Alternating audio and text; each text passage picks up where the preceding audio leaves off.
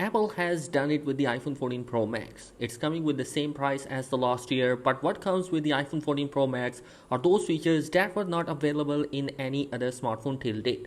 The new satellite connectivity is one of them, and it was long awaited feature which was rumored last year, but Apple finally implemented in the iPhone 14 series. But how does this work? We know that in order to connect with the satellite, you need a big cellular antenna to communicate with the satellite. But Apple tried a new technology and gave us special software features to find a satellite.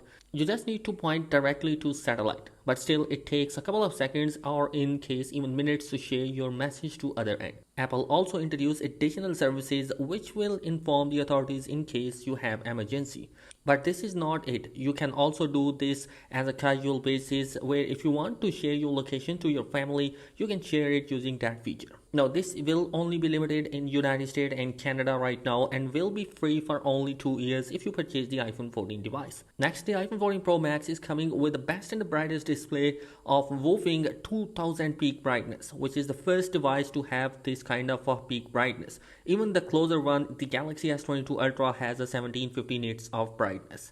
Now in the display, it can go from 1 Hz to 120 Hz just like the Galaxy S22 Ultra, but things to notice here that using this display, Apple gave the always on display finally to its iPhone 14 lineup. Now this is a software feature where it will dim down your wallpaper and clock to save the battery life and keeping you updated from your latest notification.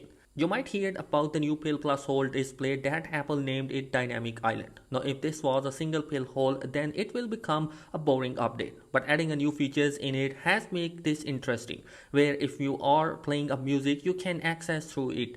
With the long hold, you can get more information about the processes, and with a single click, you can actually open the app. This is not it. It can also show multiple processes at the same time. Now moving forward, the camera update is one of the biggest one from the last years. ProMotion at the first glance, it looked good in some scenario. But after checking, we can say clearly that whether it's going to be a good feature or not. But with the 48 megapixel camera, Apple did not mention the 8K video, but instead they have added a Pro RAW features where you can actually record a 48 megapixel 4K recording on your iPhone 14 Pro Max. The low light imaging on the iPhone 14 Pro Max gets twice as good as the iPhone 13 Pro Max, and the front facing camera is also good at low light, and also it's coming with an autofocus support inside, which is nice thing. Now one of the interesting feature that we have find in the United States model of the Apple devices, it will be no longer having a physical SIM tray on the iPhone 14 Pro Max. It will entirely work on the eSIM, whereas rest of the world will be coming with both the eSIM and the SIM tray option as well.